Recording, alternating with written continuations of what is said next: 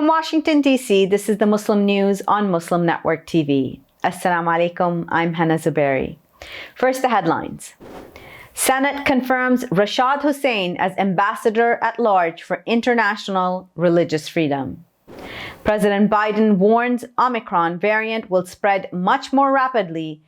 U.S. blacklists 8 Chinese tech firms for tracking Uyghur Muslims.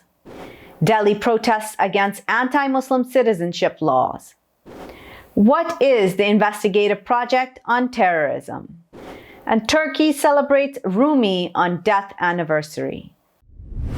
And our top story tonight. The U.S. Senate confirmed RASHAD HUSSAIN Thursday as Ambassador at Large for International Religious Freedom by a vote of 85-5. HUSSAIN is serving as Director for Partnerships and Global Engagement at the National Security Council. During the Obama administration, HUSSAIN served as U.S. Special Envoy to the Organization of Islamic Cooperation, or OIC. He also served as U.S. Special Envoy for Strategic Counterterrorism Communications and Deputy Associate White House Counsel. HUSSAIN has worked with multilateral organizations such as the OIC and the UN, as well as foreign governments and civil society organizations. He has helped expand partnerships in education, entrepreneurship, health, international security, and science and technology. U.S. President Joe Biden warned on Thursday that the COVID-19 Omicron variant will start to spread much more rapidly and urged Americans to get vaccinated or get boosters. President Biden predicted a winter of severe illness and death for the unvaccinated and insisted the only real protection is the shot. He brought in reporters at the end of the meeting on the pandemic to send a message directly to Americans. For unvaccinated, we are looking at a winter of severe illness and death for unvaccinated. For themselves, their families, and the hospitals they'll soon overwhelm. But there's good news. If you're vaccinated and you have your booster shot, you're protected from severe illness and death, period. Deputy White House spokeswoman Karine Jean-Pierre suggested the administration doesn't intend to take specific restrictive measures for the moment. Officials are focusing instead on pushing vaccinations and boosters. G7 health ministers on Thursday called for international cooperation in the face of the Omicron strain, which they say is the biggest current threat to global public health. President Joe Biden on Thursday unveiled a plan to remove toxic lead from drinking water, including billions of dollars to begin replacing 100% of lead pipes in U.S. homes. Environmental groups applaud the plan, which include a promise to strengthen the nation's drinking water standards. Lead is toxic for children at any level. The actions announced by the Environmental Protection Agency include the release of $2.9 billion of $15 billion approved in Biden's infrastructure plan. The money is earmarked for local water agencies to begin replacing lead pipes. The agency's efforts will focus on low-income communities facing the most risk of lead poisoning. The United States blacklisted 8 Chinese technology companies for tracking minorities in China, the Treasury Department said Thursday. These companies support biometric surveillance and tracking of ethnic and religious minorities, particularly Uyghurs in East Turkestan, the department said. Buying or selling certain publicly traded securities connected with the firms will be prohibited. The U.S. Senate unanimously passed a bill Thursday banning goods from China's Muslim-majority region produced with forced labor. The Uyghur Forced Labor Prevention Act was approved by the House of Representatives on Tuesday. It now goes to President Joe Biden's desk to be signed into law. The legislation also would require companies to prove that they do not import goods from Xinjiang or East Turkestan made with forced labor. Mohammed Aziz, one of the 2 men exonerated last month in the 1965 murders of civil rights leader Malcolm X, Malik Shabazz, sued New York State on Tuesday for wrongful conviction. Aziz is seeking damages of at least $20 million. A judge exonerated Aziz and Khalid Islam last month. They were amongst 3 men convicted of Malcolm X's killings. The decision came after a 2-year investigation by Manhattan District Attorney. 83-year-old Azir spent 20 years in prison for the crime and more than 55 years living with the hardship and indignity of being unjustly branded as a convicted murderer, the lawsuit read. Khalid Islam has since died. Aziz's attorney also filed a document that is a precursor to a $40 million lawsuit against New York City and other individuals. A similar action is expected to be filed on behalf of Islam's estate. Scientists working at the top of the Greenland ice sheet spotted rain falling on the summit this past summer, something never recorded before. The Arctic is warming at more than twice the rate of the rest of the world, and it's getting wetter. 8 major rivers in the region are dumping more fresh water into the Arctic Ocean, while glaciers are retreating. These changes are affecting plants, the land, wildlife, and human communities globally. Arctic scientists Matthew Druckenmiller, Twila Moon, and Rick Toman discussed these and other changes in the icy region in an article explaining their findings in the Daily Beast this week. The Investigative Project on Terrorism and Steve Emerson are again in the news since the discovery this week that they've recruited a CARE executive director in Ohio to spy for them. The Columbus Dispatch reports Emerson has previously made false claims about Muslims. One of these was that there are no-go zones in the UK where Muslim-majority areas bar non-Muslims from entering. He also falsely claimed that the 1995 Oklahoma City bombing was carried out by an Arab. And since the 1990s, Emerson has accused American Muslim civil rights organizations of infiltrating U.S. Congress and the media. His group, the Investigative Project on Terrorism, is a known anti-Muslim group based in Washington, D.C. The nonprofit's group's mission is to expose the activities of terrorist networks and supporters in the U.S. and abroad. It was founded in 1995 by Emerson, a former journalist and now disgraced news media pundit on Islamic and Middle Eastern terrorist groups. A Turkish aerospace firm and a Malaysian aviation technology institute have signed an agreement on educational and technical cooperation. Turkish Aerospace Industries on Thursday said that the agreement signed with Kuala Lumpur-based Malaysian Institute of Aviation Technology will provide a collaborative framework. The organizations will work on human capital, faculty, and academic program development. They will focus on programs for aerospace design and engineering, manufacturing, systems integration and maintenance, repair and overhaul of light aircraft and drones. TAI head Kamel Kotil said that the partnership would help meet the demand for highly qualified aerospace industry professionals and make Malaysia a regional aerospace champion. The terrorist group Daesh, ISIS Khorasan, is taking advantage of Afghanistan's economic crisis by hiring poor people to boost its ranks in the war-torn country, according to both locals and analysts. This is despite the actions of the interim Taliban administration against ISIS-K terrorists in the capital Kabul and the eastern Nangarhar province. Some ISIS-K terrorists have relocated to the remote, rugged, mountainous terrain in the country's eastern and northern regions. Many donors and organizations, including the World Bank and the International Monetary Fund, have withheld payments since the Taliban swept into power on August the 15th. The U.S. government blocked over $9 billion of the central government's reserves soon after withdrawing its forces from Afghanistan on August 31st. People from various organizations in New Delhi, India, are protesting against the Citizenship Amendment Act and the National Registry of Citizens, the NRC, on the anniversary of Shaheen Bagh protest. On December 15, 2019, after the Indian Parliament adopted the controversial citizenship law, the South Delhi locality of Shaheen Bagh had become a focal point for protesters. The new law guarantees citizenship to non-Muslim religious minorities escaping persecution in 3 neighboring countries, Pakistan, Afghanistan, and Bangladesh. Muslims are excluded from this law.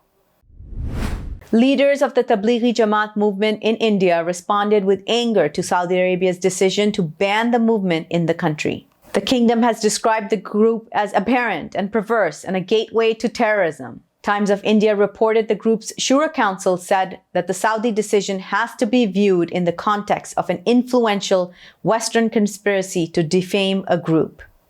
The conspiracy, the council added, is trying to split Riyadh from the Islamic world. A group spokesman defended its members as fundamentalists who seek to reform Muslims and stand as a fortress against global terrorism. Saudi Minister of Islamic Affairs Abdul Latif bin Abdul Aziz al-Sheikh called on mosque preachers to warn against the Tablighi Jamaat and explain its deviation and danger. The Jamaat is a non-political organization. Western countries intentionally exploited terrorism to create the concept of Islamophobia, Turkey's Parliament Speaker Mustafa Şentop said on Monday. Şentop told a panel on Islamophobia in Europe it was necessary to present a picture of terrorism by Muslims in the West. He said the idea of Muslim terrorists was invented by some Western countries and their intelligence agencies. Turkish officials have criticized their Western counterparts for remaining indifferent to anti-Muslim sentiment and fueling such ideology that experts believe can lead the fight.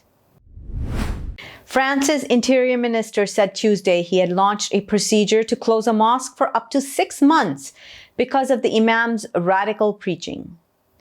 Gerald Dramanin told CNews TV channel that the minister triggered shutting the mosque in Beauvais, a town of 50,000 residents, roughly 62 miles north of Paris. He said the mosque imam is targeting Christians, homosexuals, and Jews in his sermons. Authorities in the Waz region already announced that they were considering closing down the mosque due to sermons they said incited hatred and violence. An official at the Waz prefecture told AFP a letter had been sent last week announcing the plan. Local daily Courrier Picard reported the mosque's imam was a recent convert to Islam. A lawyer for the association managing the mosque said the imam had been suspended from his duties following the prefecture's letter. Darmanin announced earlier this year France would step up checks against places of worship and groups suspected of spreading radical Islamic propaganda. On December 17, 1273, renowned Sufi mystic Maulana Jalaluddin al-Rumi died. His works celebrated the profound mysteries of time, love, death, worship, and the essence of life. Rumi wrote, "Every mortal would taste death, but very few will taste life." December 17th now is known as Shab-e Arus, meaning wedding night, or the night of one's meeting with the beloved Allah. Rumi was born in what is today Afghanistan, but he died in Turkey. Members of the Konya Turkish Sufi music ensemble performed during the Shab-e Arus ceremony for al-Rumi's 748th death anniversary in Konya on Friday. Symposiums, exhibits, and workshops were part of the event. Coming up next after the break is our in-depth analysis segment on Bangladesh. So stay tuned and we'll be right back after these messages.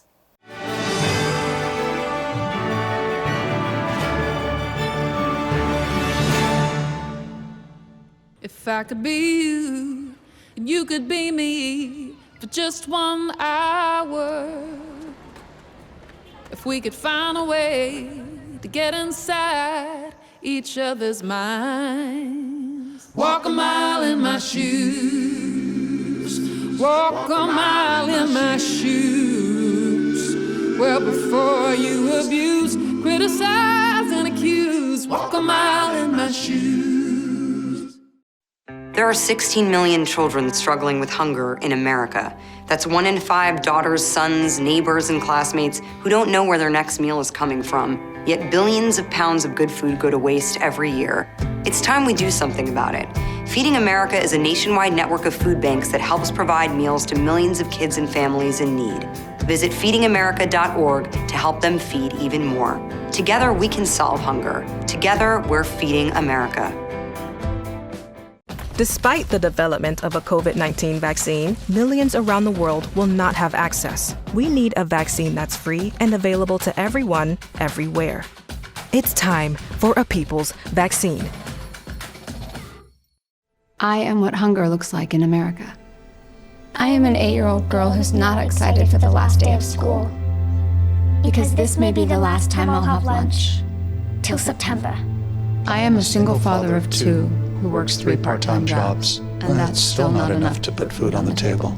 I was created by artificial intelligence from faces of the 1 in 8 Americans who struggle with hunger.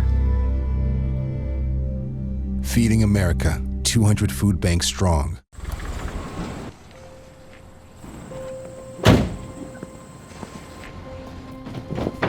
Dad, they took over my bedroom. Come on, come on. Okay, Dad. 1, 2, 3.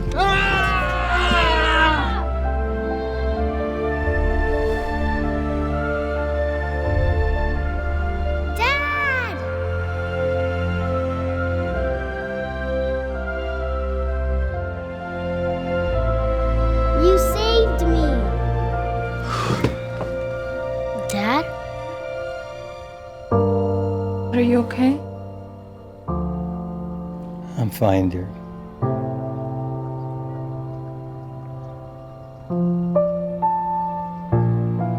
Your hero needs you now, and AARP is here to help. Find the care guides you need at aarp.org/caregiving.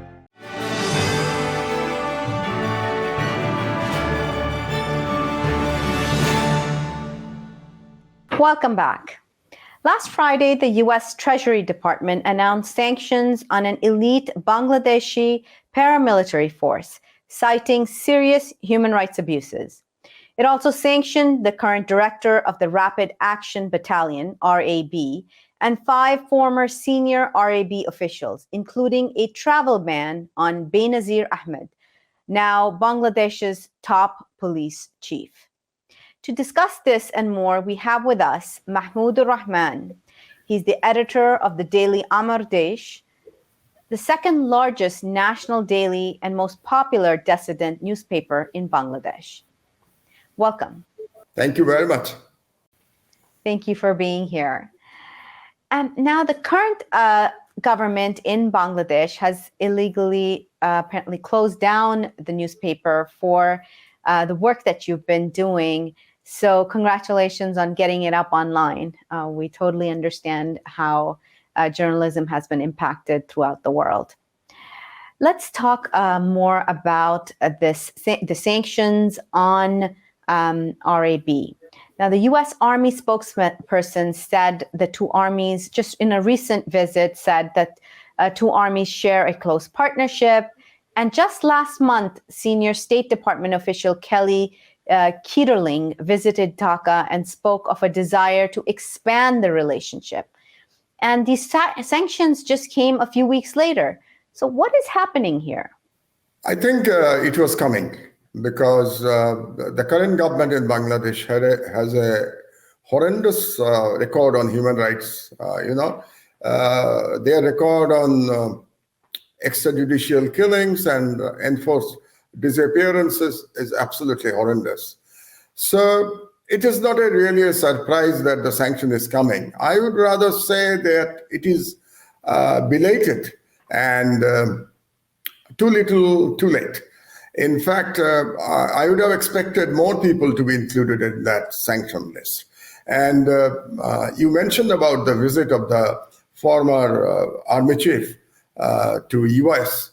That was a bit of surprise because General Azir, who is the former army chief, when he visited US, prior to that there was a sensational news item, published, broadcasted by Al Jazeera, all the prime minister's men, and in that news item, all the corruption of General Azir and the human rights abuse, all those things were mentioned. So we were a little bit surprised that even after the publication of that, the abysmal record of the former army chief, the United States allowed him to go to America. But better late than never.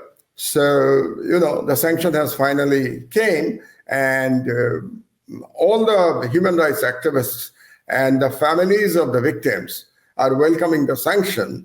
And although the government is very upset, which is understandable, again, I say it is only the beginning. So we'll have to watch what unfold in future. And Bangladesh was also not amongst the 111 countries invited to Biden's very high-profile virtual summit for democracy, which was held just last week, December 9th and 10th. What has the reaction been to that in Dhaka? The reaction from the government side is, of course, they are very disappointed. But again, we have to remember that this government has got no mandate, and Bangladesh is no more a democratic country. In fact, Bangladesh lost its democracy from 2013 completely, because after 2013, there were two sham elections. One was a single party election in 2013, and then 2018 was a so-called midnight election. I mean, one night before the election, the ballot boxes were stuffed by the hooligans and the thugs of the ruling party with the help of the police and the army and other law enforcing agencies. So it would have been a big surprise if Biden administration would have invited Hasina regime in the Democracy Summit. You see, it's very,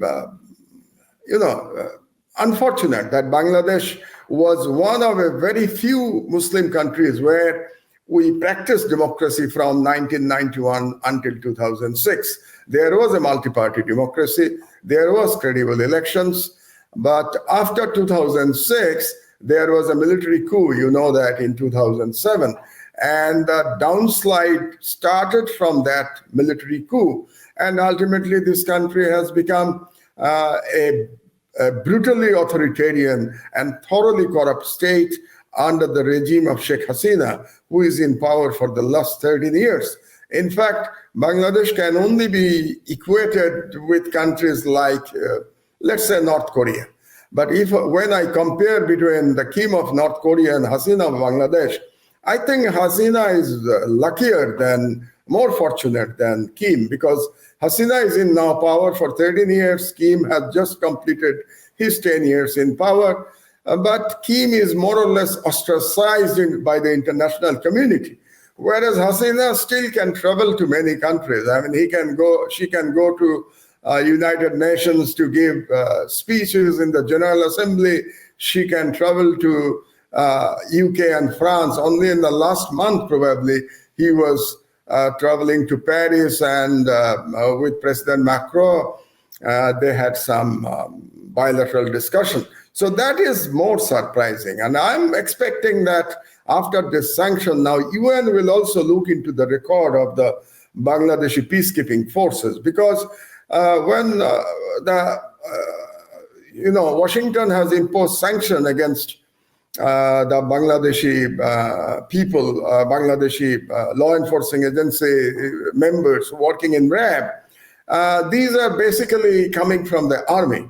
Now, how can these people serve in peacekeeping operations outside Bangladesh? And also, there are police forces, contingents. They also participate in the peacekeeping operations. So I am now expecting that UN will now look into it, and UN will also now impose some sanctions against these people. At least any person serving in the RAB, either he is from the police or from the army, he or she should not be allowed to participate in the peacekeeping operation anywhere in the world.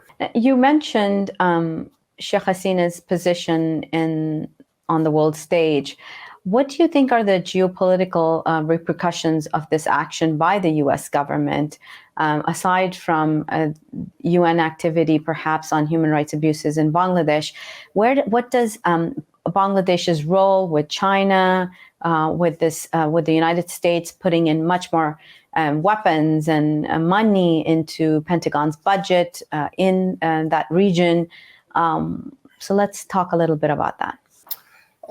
First of all, we have to watch the future moves from the Washington, because as I mentioned earlier, that this government of Sheikh Hasina was brought to power by the combined operation of US and India as part of their geopolitical strategy in South Asia. And that strategy, as you know, is basically to counter China. So now what is happening, Sheikh Hasina has got all the support from India because India has a hegemonic design over Bangladesh since its liberation in 1971. And many people consider Bangladesh is an undeclared vassal of India.